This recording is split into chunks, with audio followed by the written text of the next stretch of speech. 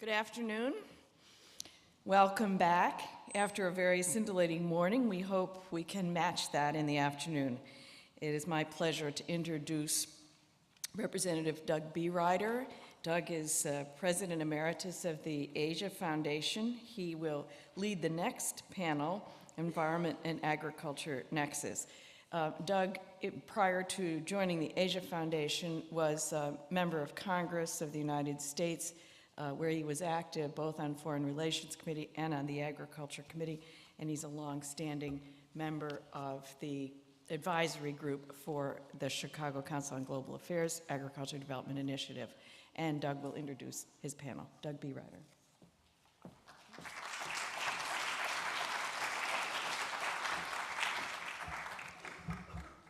Good afternoon to all of you. Welcome back. I do have to mention that as far as I know, I hold the distinction of the last presiding officer of the U.S. House of Representatives to break the gavel, trying to bring the House to order.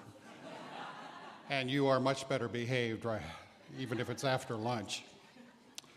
We have 5 very distinguished and knowledgeable presenters for you here in this panel, and there'll be a series of 5 lightning 5-minute presentations by them. The purpose of this session is to further explore and expose for this audience new information, innovations, approaches, or ideas about agriculture and sustainable issues. The areas of focus: climate change, water use, food securities linked to national security, reaching smallholder farmers through information and communication technologies, and protein demand are some of the subjects which should be of interest to this audience. The first of ours, by the way, you have this, all of these participants, these presenters' bios, and I won't go into them in great detail, therefore. But the first presenter is Dr. Cynthia E. Rosenzweig, Senior Research Scientist, the NASA Goddard Institute for Space Studies. Dr. Rosenzweig will present her findings and those of the agency on conclusions on new modeling work on climate change's projected impact on agriculture. Please welcome Dr. Rosenzweig.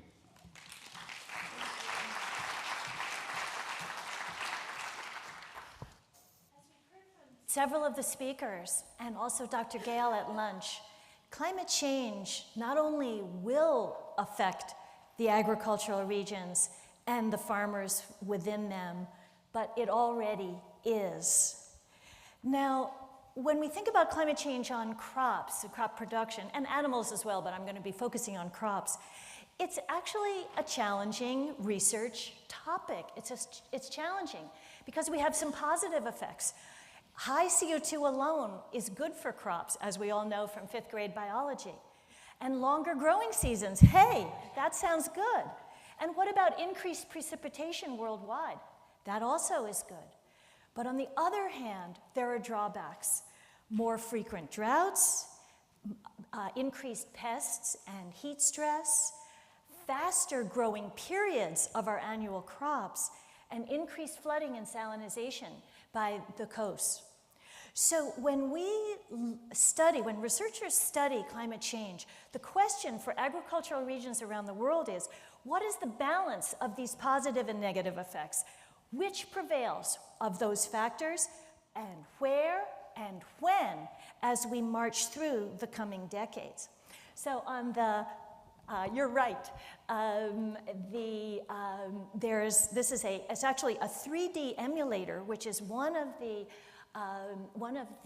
tools that researchers and I are developing so that we can test in any one region, well, is it the precipitation, the temperature, CO2 precipitation, CO2 temperature, so that we can project what the effects will be.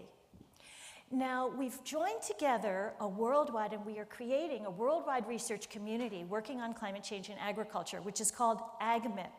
Some of you in the climate research may know about CMIP, which is a Climate Model Intercomparison Project. AgMIP is the Agricultural Model Intercomparison and Improvement Project. And we are using a 2-track science approach to test the models with current climate, that's this right here, current climate conditions, and evaluate and improve them, and then do assessments with future climate scenarios so that we can project what the climate effects will be. So for the very first time, 7 global gridded crop models came together for to submit results to the 5th Intergovernmental Panel on Climate Change report. And these are the results. For the very first time, they were rigorously compared with a protocol basis. And what do we find when we look at the results worldwide? You can see that it's especially noticeable in maize and wheat, but also even in the rice and the soy results, the negative effects are found in developing country regions. We see the potential for expansion of agriculture into the high latitudes, but just remember what the soils are like there and how effective that would be in creating, in actually answering the shortfall in the developing countries. So we find that the negative effects of climate change are greatest in developing country regions, which is so important to the topic that we are discussing today on food security. AgMIP works not just with biological scientists on the crop side, but also with agricultural economists. These results are the results from 9 global economic agricultural models. Can you imagine when all those economists get together trying to figure out their results? We got them together for days to create these results. But what we find here is, and what they found, is that you can see here, this is the percent change relative to the reference scenario of prices in the 2050s. That when you look, all of these are increases in prices. These little ones here are negative, are the potential for reductions in prices. So we see that there is the potential for large price increases. There's still a lot of uncertainty, but certainly this negative pressure on the yields that I showed you in the global production figures and the maps in the previous slide, then have an effect, are projected to have an effect on prices as well. So then if we bring all of this forward then to food security, we can look to see the effects on calorie production. And one thing I've really learned this morning is that we will, the next time we do this, we'll put in a protein calculator as well as the calorie calculator. And here we find that, so what this is through time up to the 2080s, 90s, these are calories produced worldwide. And then it's testing the potential for adaptation, such as irrigation. And someone mentioned, the great young woman mentioned, from Africa, mentioned the use of irrigation as an adaptation and resilience factor. What we see is even with irrigation, we have a real negative pressure on calorie production. So climate change, we find, does indeed threaten calorie production and therefore effects on food security.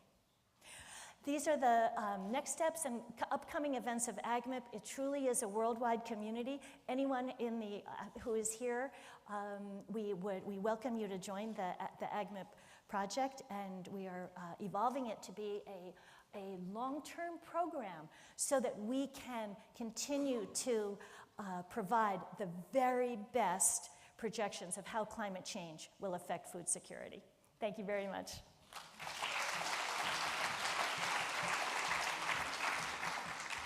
Thank you very much, Dr. Rosenzweig, for a very interesting presentation. Our next lightning round presenter is Rich Engel, Major General, U.S. Air Force, retired. He's the Director for Environment and Natural Resources at the National Intelligence Council. General Engel will present on the new National Intelligence Council studies on global water security and food security, and what this means in terms of the future national security risks to the United States from a food, water, energy supply issue, and climate change. Please welcome General Engel. Thank you. Thank you very much, and thank you to our host. This has been a fantastic event, very educational for me. As an experimental test pilot, I would rather be rooting around the Mojave Desert at about Mach 1, but nonetheless very enjoyable. This is an overview of what I'll cover in 5 minutes at Mach 1. Basically, the bottom line up front, and I do that because they've given me mercilessly 5 minutes to do this whole thing, so I don't want you to get the big key points. I'll talk about water and food as national security issues, basically put in context why we in the intelligence community look at these as national security issues. Some water factoids, 2 quick charts that show the difference between the water picture today and what we see in 2025. Water security key judgments from a recent national intelligence estimate we did. Then I'll go over some research we have done on food as a national security issue. We are preparing a national intelligence estimate that will probably be done in about 3 or 4 months from now. And then finally, some other insights of where we could use other people's assistance. Bottom line up front. This comes directly from the Director of National Intelligence's unclassified annual threat assessment to the Congress. This was a chapeau paragraph that he put in there, and essentially he made the point that competition for scarce resources and natural resources, including food, water, minerals, and energy, are increasingly becoming emerging security issues for the United States. Countries important to the United States will be vulnerable to being unable to meet their own needs in these areas, and as a result that risks both internal instability in the countries, potentially even conflict among states, and when I use the word states, I mean nation states. And then, of course, as our previous speaker indicated, extreme weather events and climate change make all this far more complicated. And if it wasn't complicated enough, there's this group of nefarious bad actors out there who would like to take advantage of the circumstances to pull their citizens away from their governments and thereby have them support their objectives. Okay, water and food is a national security issue. I often get asked the question, why do these impact with national security? And fundamentally, the logic goes like this. We look at any issue that degrades U.S. national power, that is our military power, our economic power, our geopolitical influence, or the social cohesion of the United States itself, and we consider that a national security issue, even if the degradation is only temporary or relatively small. That's the definition of what constitutes a national security issue. That can happen because something happens to the United States directly. It can happen because a major U.S. military ally or economic partner or a region that's very important to the United States feels the impact and it bleeds over to the United States, or it can happen because something happens on a global scale that is so big it consumes U.S. resources. The U.S. feels compelled to respond, particularly with military equipment, and therefore we have less resources available for our core military mission. That's how we get to national security. Water factoids. When we did the water national intelligence estimate, it was, to me, it was really, there were a couple of epiphany moments in it. One of them was when we looked at these set of water factoids. Of the total water on the planet, 97% of it is in the oceans. Only 3% of it is fresh water. 2/3 of that notionally is frozen. About another third, a little bit less than that, is in the ground. So you're dealing with a very, very small amount of water that moves around the surface that we really use. Of that smaller amount, almost 70% of it ends up going into agriculture. So obviously, if you have a water scarcity issue, working the agriculture-water connection is critically important to be able to solve that problem. If you look at how water is used and connected to agriculture, you see that the various types of agriculture products take different amounts of water for them to be produced. Obviously, to those of us who like our double whoppers with cheese, that takes a lot of water to get that done. What that means is that as the world develops economically, which it is doing, not only are we going to 9 billion people, but we're getting wealthier. People are going to move off the grains, the low side of the water side, up to the beefs and the meats, which are going to be the higher amounts of water required. The result of that is more stress on water caused not only by population, but by economic development. By the way, that slide also has implicit in it the solutions. If you could, as I said, reduce the water required from an agriculture point of view, that helps. The second solution is if you can trade some of those commodities that are water rich, you can go from a water deficient area, compensate for that by providing them goods and services that have embedded water in them. So two slides quickly to look at water security. This is the picture today. This is a measurement of water security as measured through withdrawal ratio. In other words, what percent of the water available are these people using? And as you can see from the red area, it means they are virtually using every amount of water they have available to them to use for their agriculture or industrial or for human consumption. If you go forward to 2025, the picture gets even bleaker. What this shows is that even the areas that were in red are going to get far more stressed, and almost no part of the world ends up being in a better condition in 2025. This was based upon a combination of one of the climate change scenarios we used in this, as well as economic development were considered in the development of this. It was done by iSciences, a group of really smart people. So what were the key judgments from the Water Security NIE? There were really 5. The first one was that water problems will contribute to instability in states important to U.S. national security. We did not see, and this will become a recurring theme when I talk about food, we did not see water by itself causing a state to become unstable or come apart. However, water problems in combination with other things, poor governance, environmental degradation, income inequality, poverty, in combination with other factors, water problems could lead to social disruption that ultimately leads to political disruption that could lead to state failure. The second objective had to do with state-on-state conflict. We did not see that likely in the next 10 years. What we did see is beyond 10 years, when water becomes more tense, more difficult, it's highly plausible that you'll have a set of circumstances where one state may go to another state in armed conflict over water. More likely, this will not be just water as the issue that drives it.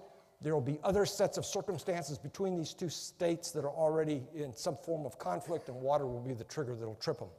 The third one had to do with agriculture, and this was one of the other epiphany observations, is that there's parts around the world where people are withdrawing groundwater and using it for agriculture, and they're taking the water out of aquifers at rates in excess of replenishment rates, or in some cases, these are non-renewable aquifers.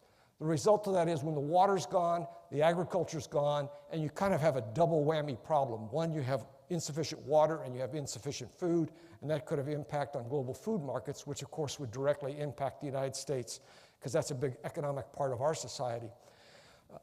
Another water issue was related to pollution, and the absence of properly caring for water degraded its use downstream, and also would destroy put it more accurately, it would constrain the economic development of some countries that are important to the United States as economic partners, and as a result of that, that would affect us. The last thing is, when I briefed this to the Department of State, I got through about 4 of those, and they said, "You got any good news?"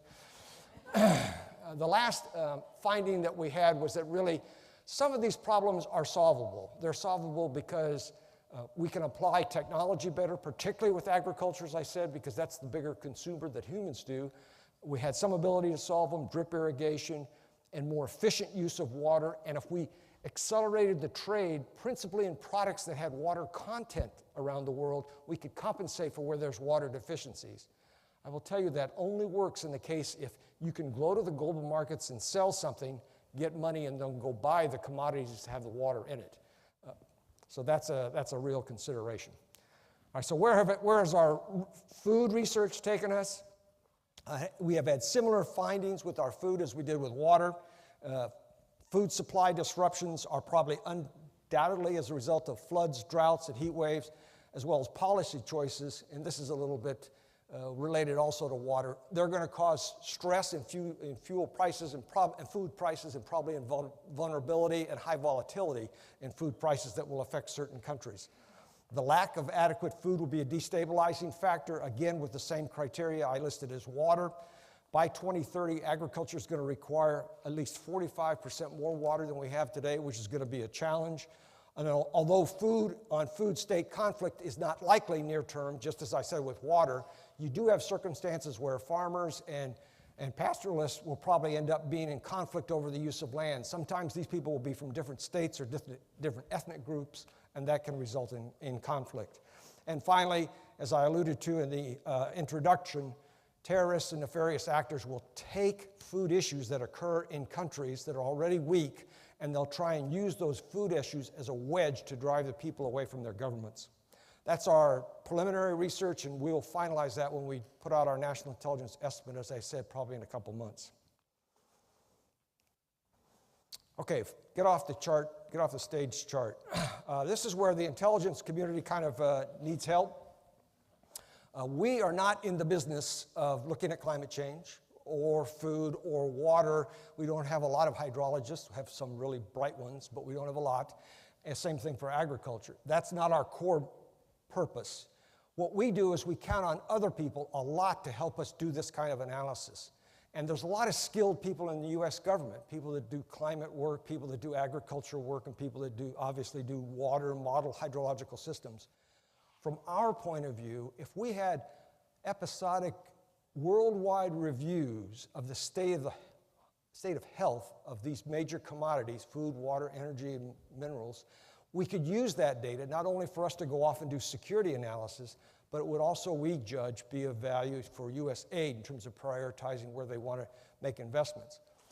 We're not the first ones to say this. The White House Council on Environmental Quality in an interim report said the same thing. All right, thank you very much.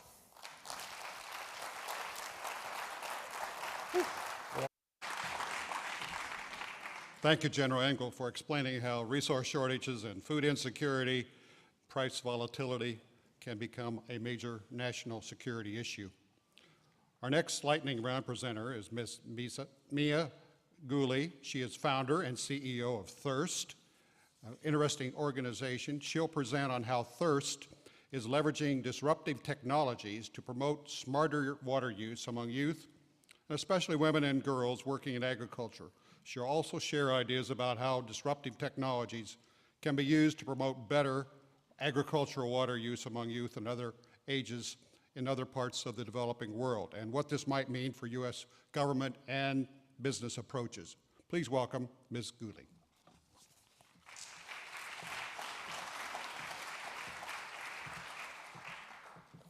Hi, everybody. Imagine if you could create a difference at scale amongst grassroots. Imagine if you could change behavior amongst millions of people all over the world. What I want to do today is to tell you a bit of a story how we're doing just that, all the way on the other side of the world in a small country called China. So I'm just going to paint a picture for a minute. Actually, what I want to talk to you about is not just about agriculture. It's actually about one of the most important ingredients for agriculture, something that various different speakers today have already mentioned, and that is water. So what I want to talk to you about is an idea we had 12 months ago, a crazy idea, a bunch of us sitting around in a room, how some of the best crazy ideas start, with a whiteboard, and we drew a picture and we said, hey, imagine if we could do what everybody else tells us you can do, changing behavior at scale. We said, imagine if we can create a community of kids that care about water, and not just caring about water, but actually using water in a more friendly way. Thinking about water every time they go to purchase a product. Thinking about water every time they brush their teeth or go and have a shower. Imagine if we can create a community of kids that's not just excited about their own water use, but become so passionate that they start to recruit other kids. And those other kids recruit other kids and other kids and more kids. And they go home every night and they tell their parents. And they go to school every day and they organize clubs and they organize communities, and those communities start breeding other communities. Imagine what that world would look like.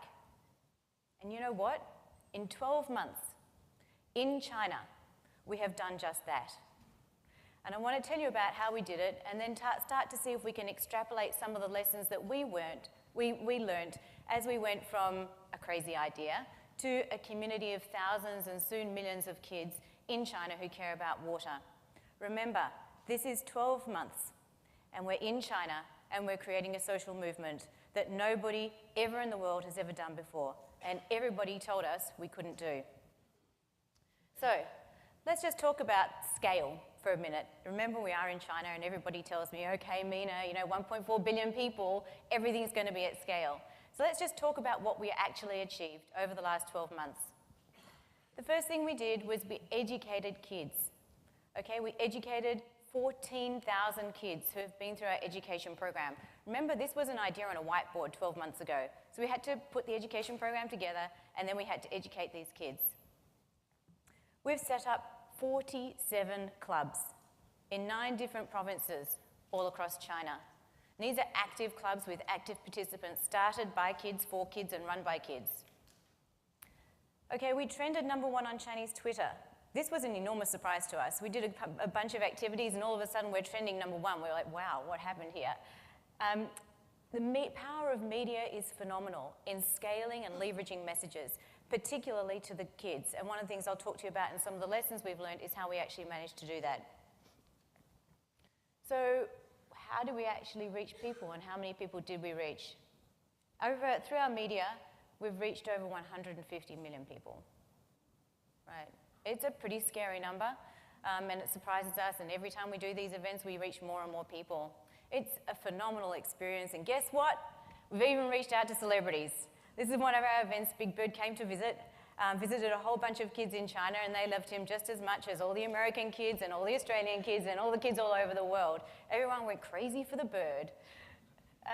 So we talked about the lessons. You know, how can we say, well, okay, this is a fantastic idea, and it was great, and you scaled it up, and it was awesome, but that was in China, and you know, what lessons can we learn for some of the things that we might be wanting to spread, some of the ideas, some of the excitement we might want to be using to reach kids around the world?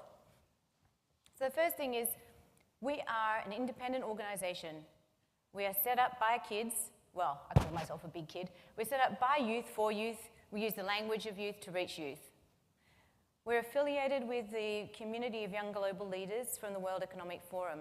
This became important because it was basically our way of identifying and utilizing key opinion leaders from around the world to help us to build and support and grow our movement. These people also acted for us as experts in different fields. So whether or not it's a community of young global leaders of the World Economic Forum, whether it's other people that you can pull in as experts, these became key people for us and key advisors. The second thing we realized was that it's extremely important to educate. And education is key. We did a survey very early on because we said, well, we're finding out all these statistics and they're super interesting to us, but maybe everybody already knows it. So we did a survey and we found that 80% of kids around the world know very little, if anything, about water. And so we set about saying, well, what if we educate them? What we found was that when we educate these kids, an incredible thing happens. They immediately change their behavior. They care about the environment, they care about water, and they were horrified at the facts that we were telling them. And instantly they started to turn off the tap when they were brushing their teeth. Instantly they started taking shorter showers.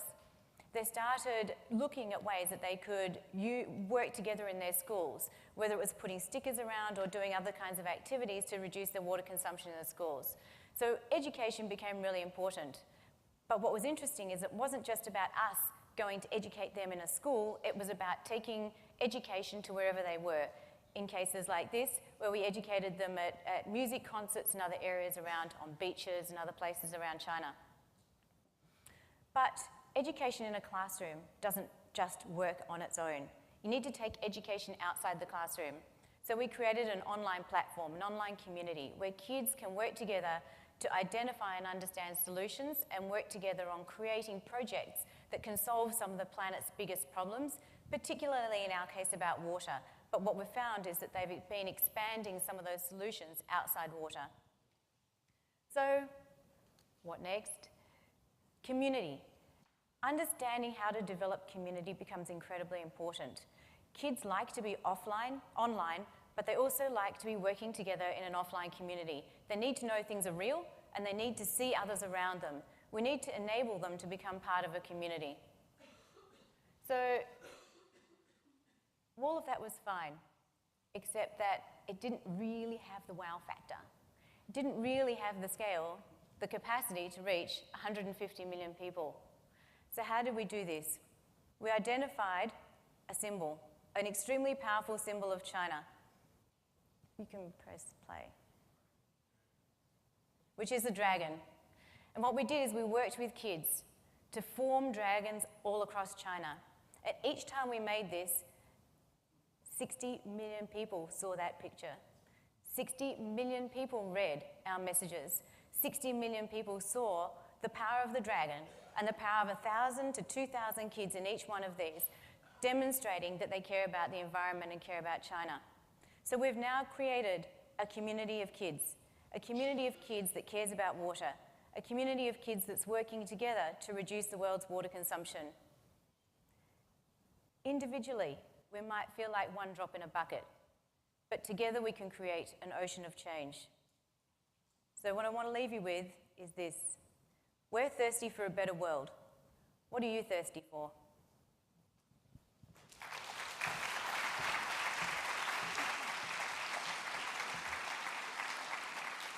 Mina, thank you very much telling us how education and really can change attitudes and practices.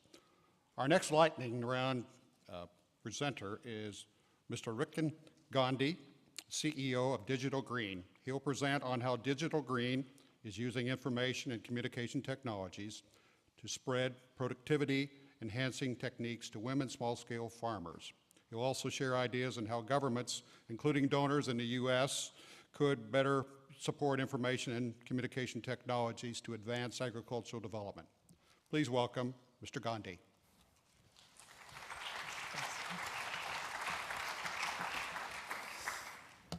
It's great to be here. Imagine that you're an agricultural extension officer tasked with training farmers on a new agricultural practice. Communities are large and diverse. Terrains are remote and difficult to navigate. Even in countries like India with over 100,000 extension agents or Ethiopia with 60,000, it still is a daunting challenge. There is also the issue of motivation, both for farmers to trust an extension agent coming in from the outside, as well as for extension agents toiling in the sun, and in India finding that less than 2% of farmers report actually using the information that they share. At the same time, in India, 17% of farmers reported information that they received from fellow farmers with their neighbors about what crops they grew and how they grew them as being a major source that they relied upon. Justifiably, especially in the case of climate change, both environmental as well as political, farmers are biased to rewards that can be had in the present and are hesitant to make changes in their behaviors based on generic campaigns alone. But just as early television set a whole generation, including myself, to study science and engineering, these same tools can be used to create ladders of achievement where farmers can literally be seen as the best farmer in their respective communities. Now, this has been done before. This is American Idol, right? In the series' last season finale, with 30 million viewers and 100 million voters, it's clear that astronauts have been replaced with a very different sort of idol. And though these contestants are vying for record contracts and prize money, it's really the opportunity that anyone can make it onto the big stage that gives this show and shows like it their broad appeal. So at Digital Green, we partner with public and private extension systems that are working with farming communities and running farmer field school and other demonstration plot types of activities. And in each district, we train members of the community to produce short videos that are by farmers, for farmers, across the various types of interventions that they're going to be involved in. And then these videos are shared using this battery-operated pico projector device, which you see on screen, and that's used by a mediator from the same village community, who pauses, rewinds, and asks questions. And the primary forum in which these videos are being screened is mostly women's self-help groups that are already engaged in some transactional activities, and where now these videos serve as a knowledge exchange dimension to these existing group sorts of meetings. And as these videos are screened on a bi-weekly sort of basis, then these community members enter into a circle of learning where they're able to see how the practices that they see can be applied and how the feedback that they provide also informs the production of the next set of videos that are produced. So over the last 4 years, over 2,600 of these videos have now been produced in 20 different languages by our network of partners and communities across 7 states in India and parts of Ethiopia and Ghana. And this content spans a variety of genres and types, from trade to agronomic practices to government schemes and to nutritional aspects as well. We feature a diversity of individuals within these videos because individuals are often motivated to appear in these videos so that they can be seen as a role model within their respective communities. The first 2 questions that people often ask when they watch these videos is not about the cost-benefit of these practices, but rather, what's the name of the person in the video and which village is he or she from?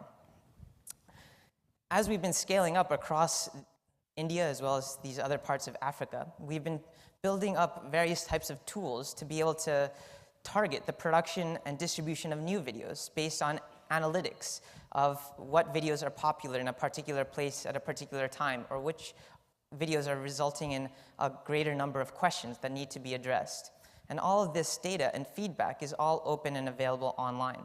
All of our videos, too, as I mentioned, are available on YouTube, these 2,600 videos. But of course, when you go to YouTube, you just see view counts and comments based on people who are online. But since our audiences are primarily offline, watching these videos via the Pico projector types of group screenings in which they reside, we're able to connect this data that's being collected by those facilitators or community service providers to the videos that are being produced. And you can see the number of farmers that have watched each video, the number of farmers after they watched the video who took up the practice that they saw, and how many questions were asked, and what were those specific questions to inform sort of the production of new videos. And over the last year, we've seen about 660,000 people watch these videos online, even as access starts to expand even in these rural communities, and are building out sort of online courseware types of interactions for individuals to connect with these videos that have been produced amongst these rural communities that we work with. We're also exposing the data and feedback that is being captured by these community service providers as they interact with these individual members of the farming communities that they work with through systems like FarmerBook, which is a Facebook of all the farmers that we work with. We currently work with over 150,000 farmers who are watching these videos every 2 weeks, and we're in the process of expanding that to about 10,000 villages and 1 million farmers over the next 3 years. And what you can see on FarmerBook is that timeline-based activity feed of the various types of videos that an individual has watched, and which of these she was interested in, which she asked a question about, and which she actually, after watching the video, adopted. And how does that compare with fellow members in her self-help group? And this tool is really useful for reflection and discussion amongst these self-help groups to understand why one woman might have adopted one practice and another a different practice, and how perhaps they might be brought together. And this tool also is useful to connect with other types of audiences beyond just the farming communities themselves. As we discussed earlier today, there's also this whole cultural dimension to the work that we do. And what we've built is a game on Facebook called Wonder Village to engage audiences outside of these rural communities, mostly those folks in urban areas like Bombay or Delhi, who are mostly connected increasingly on places like Facebook and YouTube, and where they're able to build their own virtual village economy, and along the way, connect with these rural community members, which connects back to FarmerBook, and where you're able to establish a relationship between these online social networks of friends with these offline communities that we work with in these rural areas. So, I've spoken about our use of video and television, but of course this isn't particularly novel. This is just a quick quote from a paper in 1964, which alluded to the fact that people were expecting that the advent of television amongst developing countries would be able to provide a powerful means of educational and agricultural sorts of development. But as we all know, the reality is that even with the introduction of television many decades ago in many of these areas of even India, we haven't seen that development. So even from a very technology perspective, it's really not just technology that's going to be able to provide sort of the success that we want to see in terms of crossing this developing and developed world divide. And in our experience, there's these other dimensions of physical infrastructure, human capital, political institutions, and finance that are necessary before we can think about the fact that digital tools can provide an amplification layer to be able to magnify the human intent and capability that drives really success in these development efforts. And that's where we found success, is by partnering technology with public, private, and civil society extension organizations, and really seeing how we can use technology to broaden the participation of the communities that they work with. And that's when video, for instance, can spark the curiosity of farmers to take their one small step towards improving their lives and those around them. Thank you very much.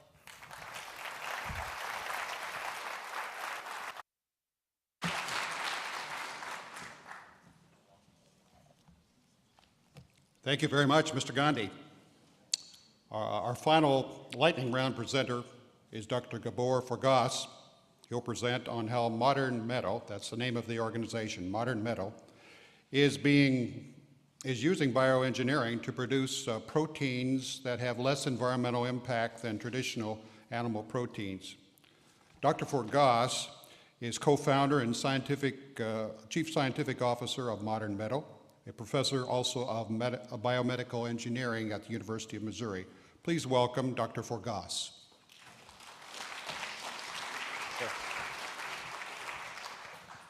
Good afternoon. I would like to start my talk with this question and specifically say, when I say that no harm to animal, I really mean not killing a single animal. So wouldn't it be fantastic if we could produce leather, we could produce meat without the need of killing or slaughtering a single animal? And the rest, there is a much smaller impact on the environment, that would be another bonus, or the other way around, as you want to consider it. So the question is, why would we care? But perhaps this is not a question to this audience, but sometimes people ask us, why do you want to do that? We've been doing this for many thousands of years, and we'll just continue doing it the same way as we've been doing it before. Well, perhaps the better question is, why should we care now? And the reason why should we care now, because we have a big McAfee problem. And if you think about just that this one single quarter pounder requires that input of resources, and it pollutes the environment to the extent as it indicated on the slide, I think that's pretty shocking. And maybe this one hamburger is not a tragedy, but when you drive by a McDonald's, well, not today, but it was written 300 billion sold. So you add 300 billion of such hamburgers, and you can calculate what kind of damage we're doing to the environment. Now, we can exhaust those resources, but unfortunately, not only that we are exhausting the resources as we are today, but in the future, it's going to be much worse. So as somebody already mentioned, by 2050, there will be 9 billion of us. There will be many more animals to feed us on Earth, and we'll be sharing the finite resources.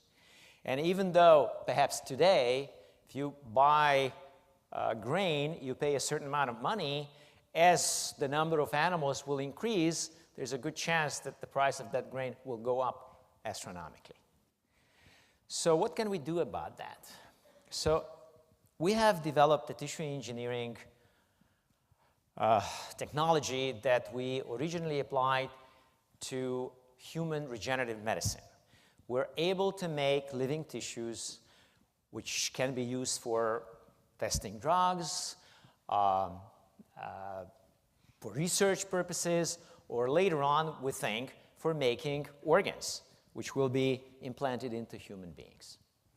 Now, the same technology, after all, those are tissues, the same technology can be applied making other type of tissues, in particular, tissues for meats and for leather. And I would like to take you through, just in a few steps, what we're doing.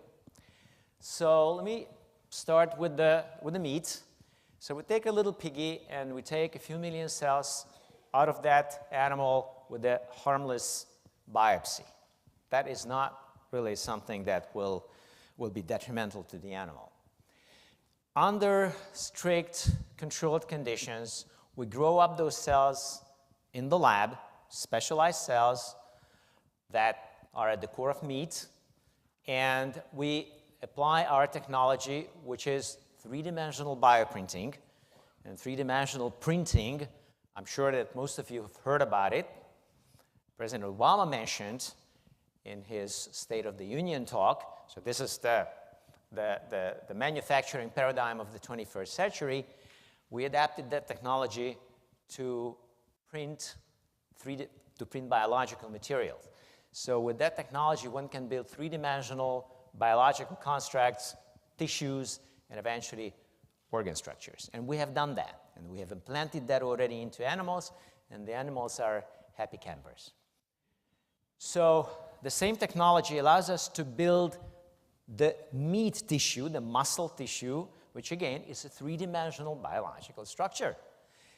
And after some hocus pocus, with the help of the chef and the experts, we're not food scientists, but we can make the structure, and then we deliver it to our chef collaborator, and he makes out of it a yummy product. The same applies to leather, and the leather is similar, the same thing.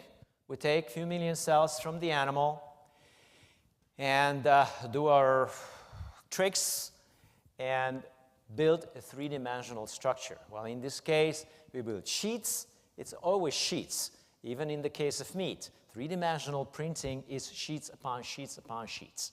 So that's how the three-dimensional structure is built. The same thing here in leather, in the case of leather. And then the usual tricks are applied, tanning, dyeing, etc., etc. So I have here some leather samples that were made without ever touching an animal, other than getting these few cells. So anybody who would like to touch this and see what it is, I'm more than happy to share this with you. So that's what this technology allows us to do. And it is amazing to see the response to that from the public, from the funding agencies. And when I want to thank you for your attention, I also want to thank the funding agencies, which is really surprising that the USDA gives us funds to pursue building meat in this way. The NSF gives us money to build leather this way. So it's a new manufacturing paradigm that is applied to, would say, consumable biomaterials, and I think this is almost an inescapable future of mankind, because we will not be able to feed everybody on this earth when we get to 2050. Thank you.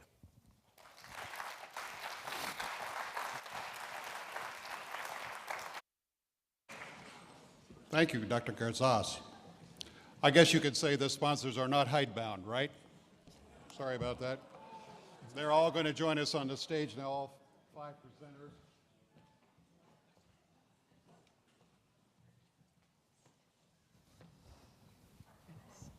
And I'll have a chance to ask a question of each of them, I hope, and draw out further their expertise.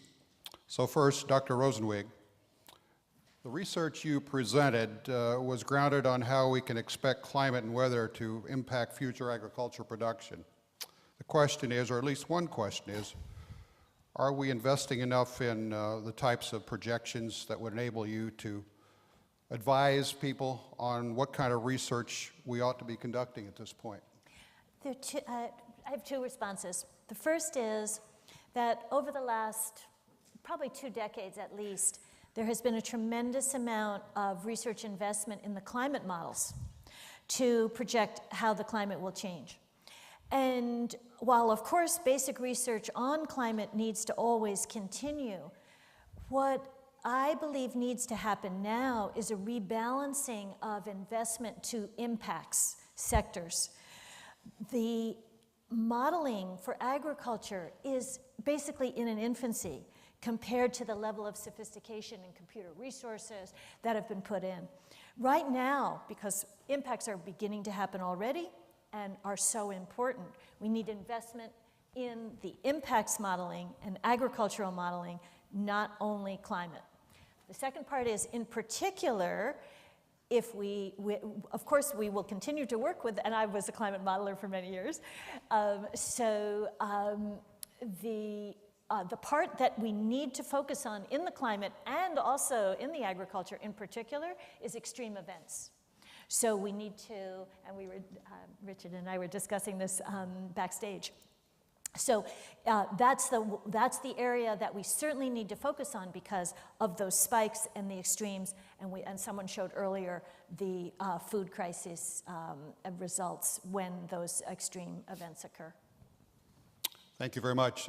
General Engel, it's suggested that there are 30-some countries where the sharp increase in food prices created instability and unrest and so on.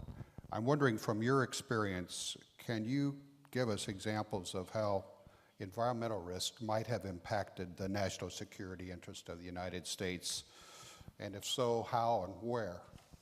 Well, I won't talk about how and where. Got some particular countries, and I don't do that. All right. Let me answer Cynthia's question first.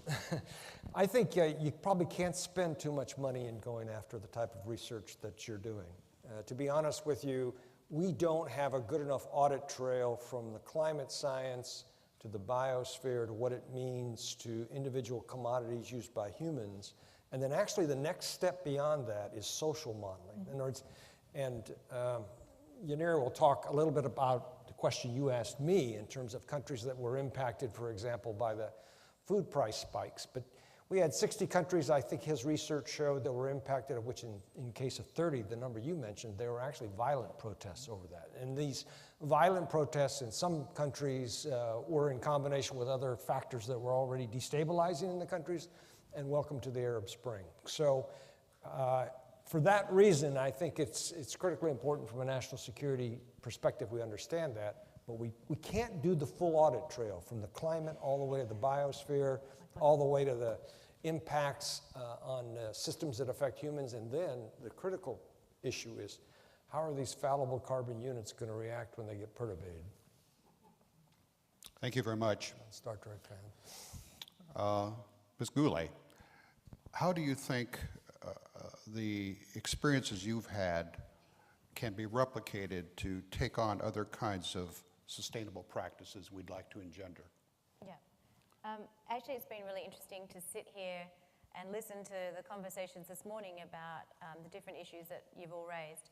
And I think one of the things that I look at with the work that we've been doing is the incredible power of youth to actually implement some of the things that you're talking about and implement it on the ground, and again, implement at scale.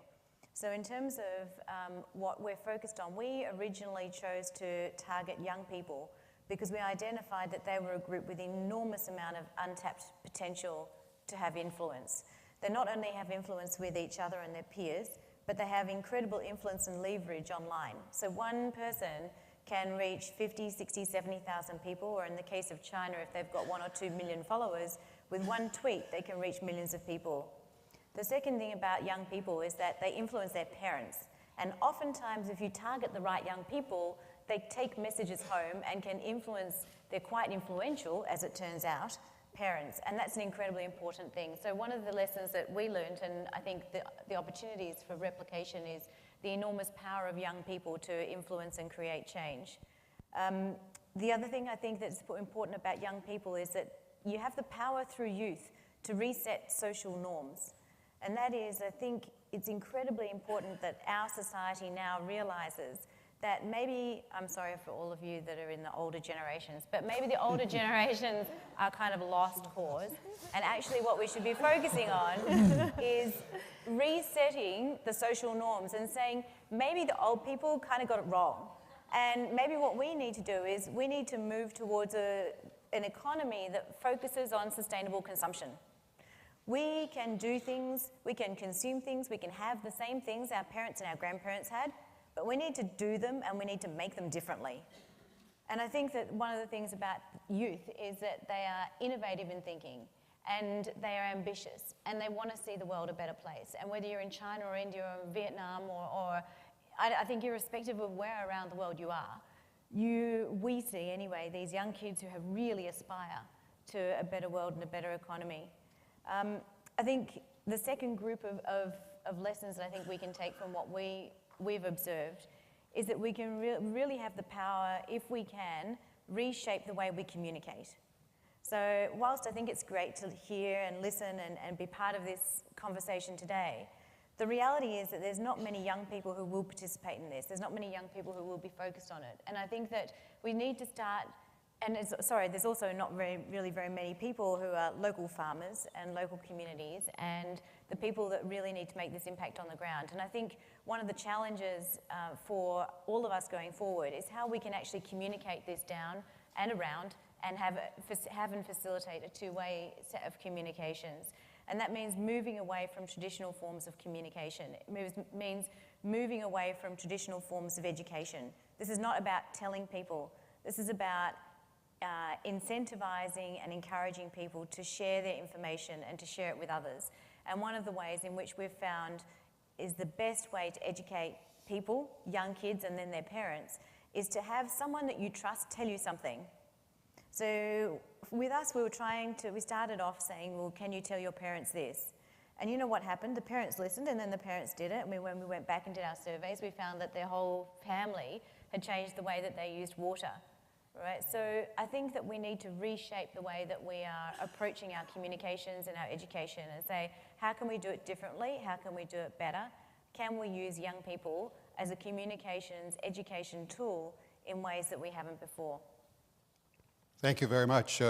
We almost over the hill generation admire your energy and your idealism, and we have great expectations for you, and you'll soon find there's another generation behind pushing you. And we hope they just keep coming. Mr. Gandhi, you're fortunate enough to get two questions. One came from Twitter and one from me. First from Twitter. What best practices have you witnessed firsthand on the ground that can improve global food security?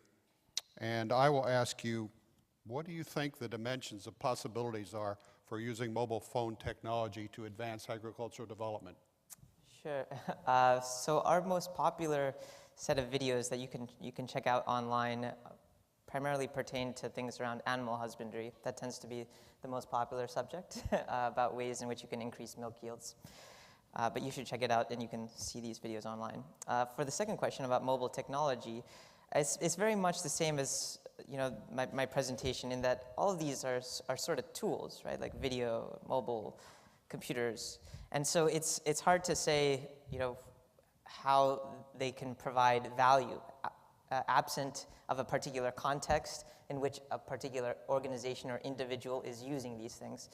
I mean, if you just are looking at it from a more very macro level, I'd say that mobile phone technology is very well suited for exchanging small bits of information, things like market price information, weather information, not as much for rich sort of communications like, say, video, but of course that's changing as people are starting to get access to smarter types of phones and higher speed sorts of bandwidth across these mobile networks. But just as like that early paper in 1964, which was looking at what sort of revolution would television have, I think we sometimes put a little bit of too emphasis on the technology alone trying to provide sort of the solution in and of itself. And I guess our work and the work that we've seen amongst other groups has been really to say that if you can bring these things together and not make it exclusive, right? Of course, you can use video together with mobile phone technology, and we do through partnerships with groups like Vodafone to like reinforce the messages that community members are watching on video by voice sort of messaging. But really to think about how can you partner technology with appropriate social organizations who can use these tools to be able to improve sort of their ability to achieve their own objectives. And to the extent that you can keep all these tools and all this data open, then you find that many people will be able to leverage them in ways that you may not have originally planned. Thank you very much. Dr. Forgacs, your research is very innovative and certainly controversial too, with certain audiences, no doubt. I'm wondering what you do to assure that you're looking carefully at food safety issues as a part of your bioengineering work. I can tell you that for me it's not controversial. To answer this question, I think we should consider it from the point of view of science, strictly speaking, and perhaps from the point of view of the public. And let me start with the public. If I tell a Frenchman that I can make a piece of meat, he would say, okay, you should be enclosed in an insane asylum. And he would say, I would never eat this junk. So it's a psychological issue, I think, for many of the consumers, and it will take time before we're going to get to the point that You go to the supermarket and you would gladly buy the meat that says cultured meat as opposed to the meat that comes from the slaughterhouse. So whether we like it or not, it's a historical issue. It will take time. We'll have to educate the public, but I strongly believe that this will come. After all, we're eating so much junk. So sometimes we could eat something healthy. Now, from the point of view of science, and more seriously, if we can make a medical grade tissue, and if you have a problem with your liver, and we say we can, from your own cells, make you a liver under the same controlled conditions that we make the leather or the meat, and that is going to be implanted into you, otherwise you die, or you will not think. You would accept it, and there will be no problem. There will be no psychological problem because it's your life, and basically you don't have a choice. Now, but if you're willing to accept that tissue was produced under the same condition as the one that we call meat or the leather, then what kind of harm can there be? And it's much more controlled. If the conditions are the same sterile conditions, the cells go in one end of the building, and the product comes out the other end of the building with a minimal touch of a human being, because everything is automated, then the chances that this meat or this product is going to be contaminated, and as a consequence is going to affect harmfully your health, is minimal.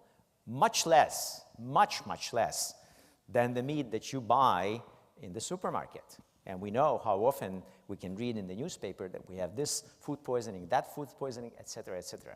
We can make that meat tailored to your taste. If you want to have it 0% fat, let it be 5%, et cetera, et cetera. And again, under the same conditions that medical grade tissues are formed. So this is my answer to your question. Thank you, Dr. Forgacs. Dr. Rosenzweig,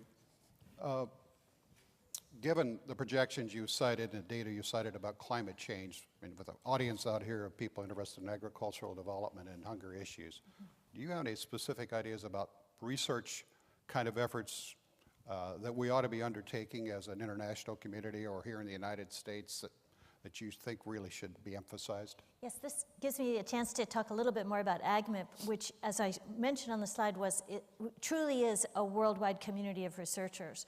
So the 500 researchers are from all over the world, and we are forming the partnerships so that researchers in their own developing countries who are modelers and experimentalists, but truly creating the models and the research capacity within the developing countries so they can develop the adaptation strategies that are appropriate for their own systems, and also inform their regional agricultural planners, national and their international negotiators to the United Nations Framework Convention on Climate Change treaty negotiations.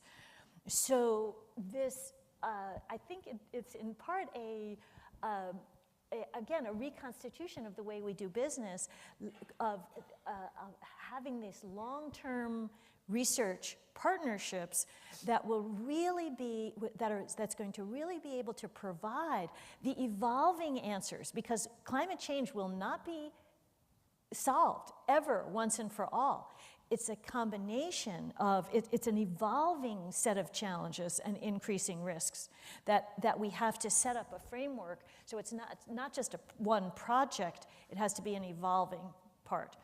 Just want to say one more thing, which, just in case time may be short, but this is also because we've been focusing on our remarks, really, Richard and I, on the adaptation and the development of resilient part of agriculture. But agriculture has a tremendous role to play in the mitigation side of climate change as well. That's the reduction of atmospheric concentrations of greenhouse gases. So as we are both thinking about developing a resilient agriculture going forward and food system, it has also a tremendous role to play through, but it has to be done very carefully, for example, in creating biofuel systems that actually work and are not taking away from food security, and energy efficiency, soil carbon sequestration. So as we're thinking about designing our new systems and the research that needs to be done to create them, both sides of the climate change response needs to be included. Thank you very much, and thank you for bringing up the intensification issue. The Chicago Council's report, our advisory committee spent a lot of time with this concept, wondering if it would communicate. So we have resilient intensification. I urge you to take a look at that concept. Maybe you're very familiar with it already, but I think you'll be hearing a lot more about it. Because we began late, we have a 10-minute addition to our time. And so sometimes the best comments come from interaction among the panel here with each other. Comments about their presentation, things that you might like to question them about. So we have 10 minutes for that, free flowing. I won't try to moderate it. Let's just see who wants to begin, if anyone. I mean, I have a question. Go right ahead. Which is, I mean, I guess I look at what we're doing and I look at the passion that exists amongst young people, and I don't understand why, you know, we heard today this morning about how to engage with the other 98%. How to actually take all the ideas, all the research that's existed outside and in this room, take the knowledge and take it out to the kids. And I don't understand, I guess, why this hasn't happened before. We talk to corporates about concepts like crowdsourcing solutions for some of the problems that they've got, and we're working with some big Fortune 500 companies at the moment. We just said, we've got this incredible platform of kids, and they all want to help, and they all want to create solutions for you, so why don't you just ask them? And it's incredible when they sit there and go, oh yeah, that's a good idea. Actually, why don't we ask them? Why don't we gamify some of these solutions? Why don't we create a competition where these kids get an internship or something really simple? You know, kids aren't necessarily motivated by money. They're motivated by a whole lot of other stuff, like things that they can't get access to, an opportunity to come here, an opportunity to talk to some of you, an opportunity to travel to the other side of the world. So I guess I don't understand when I look at some of this, and I think it's so fundamentally simple, how you could crowdsource ideas, how you could actually engage young people, how you could scale up some of the initiatives that Digital Green is doing and really reach out around the world to solve some of these problems at a grassroots level. I guess I don't understand why more of it's not happening. Should I give her the nefarious answer? Sure, any nefarious answer's okay. What would you expect from the intelligence community but the nefarious answer, right? Unfortunately, there's probably a great deal of good ideas from youth as well as from people who have researched the topics that don't get implemented. And usually it's because there's a vested interest somewhere in the system that doesn't want to see the change. And someone has something to gain, and you said it, you hit it right on the head. The youth are not necessarily motivated by finances, but a lot of other people are motivated by finances. Yeah. And so you have to kind of, and this is a governance issue. The governance systems have to step back and recalibrate the motivation systems so that you don't do things that are absolutely foolish. I talked about for example, removal of groundwater in excess of replenishment rate is one thing that's damaging. Well, you have parts of the world where they subsidize the fuel to remove the groundwater. I mean, you kind of hit your forehead and say, what are you thinking about? Or where they, well, let me be careful. We are in the United States. Sometimes water is not properly priced. Sometimes, if you looked at the price that you and I pay for water in our homes compared to the price industry pays, compared to the price agriculture pays, they don't pay the same amount. And you could build a logical market case that if you properly priced some of these things, you would start to drive the right behavior. But as I said, there's vested interests that just don't want to see that kind of change take place. Well, you gave a California type example, I'll tell you. I didn't say California, you said California.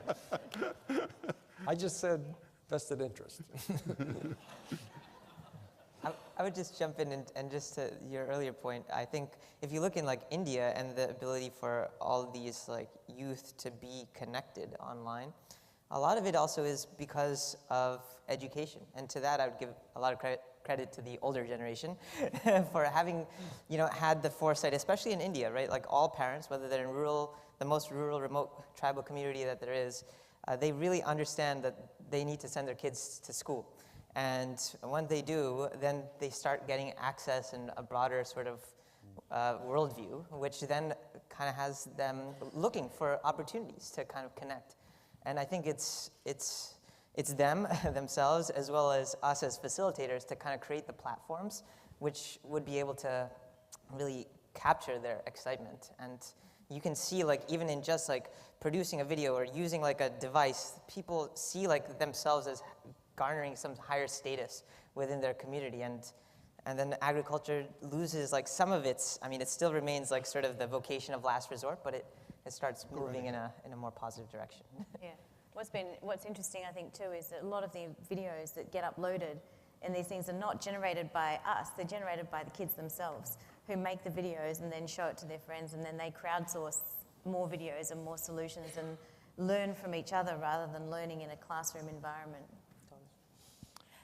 I'd like to say one more thing about climate change, which I think does follow on somewhat, which is as the climate change issue got going, it was really viewed as something separate.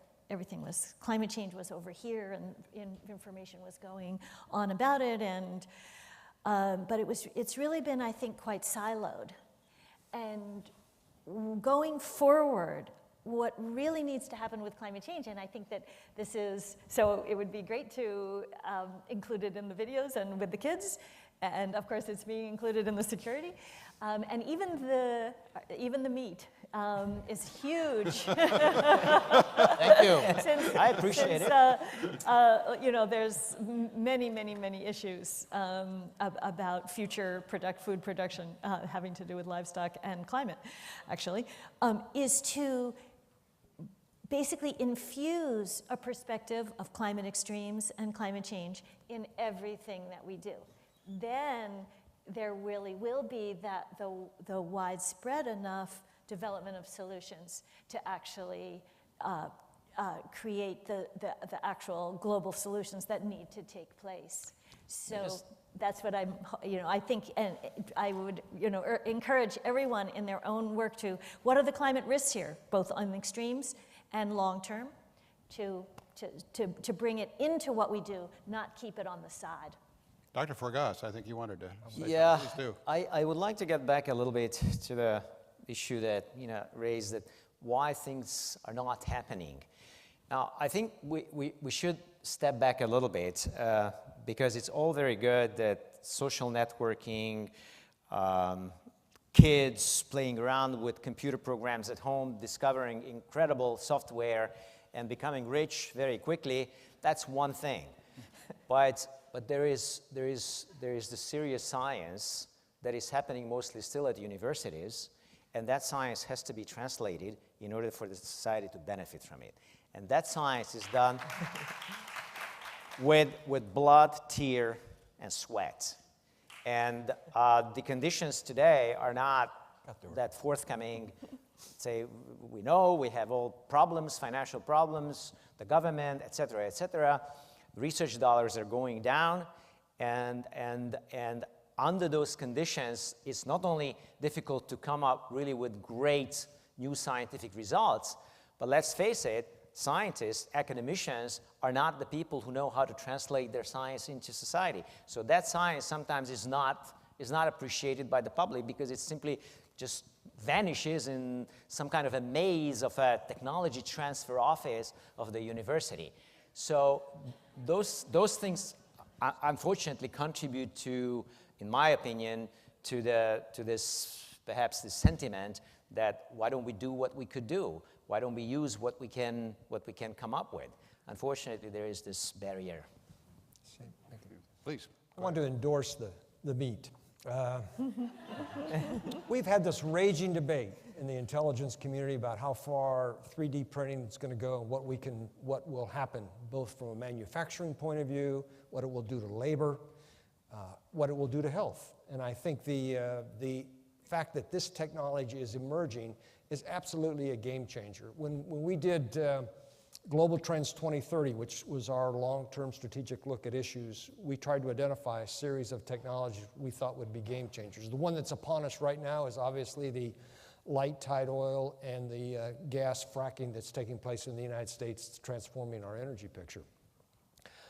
But the impacts of future technology on human health, for example, the ability to print replacement organs or to print for soldiers who are wounded enough skin to give them something to hold them together until you can get them someplace else. The ability to do that is going to absolutely be a game changer. I don't think it's a question of if, I think it's only a question of when. And when I put up that slide that said 15,500 cubic meters per ton of beef, whatever I had on my slide, that's not the same as if you actually took that beef and you had an efficient 3D printer. You wouldn't need all that water, because that water goes into the grain, goes into the animal, of which a small fraction is slaughtered and consumed by humans. So it becomes a very powerful tool for us to solve some incredibly pressing problems. And I think I'm a technology optimist, so I think that kind of technology will be just phenomenal when we see it come. And we will see it come. Despite the fact that it was used to build a gun. Yeah, well, yeah, the plastic gun's a little problem. We're working on that. General Engel, an unsolicited compliment. Those of us that are interested in the future of this country, the futurists, whether we're sitting in government or out in the citizens' chairs, we're very impressed with the not only the 2030 report, but also the predecessor, the 2015 report. Yeah. And we used it. The National Intelligence Council's effort was groundbreaking. So that was a great effort, and I hope they continue. Thank you, ladies and gentlemen of the panel. Please give them a round of applause.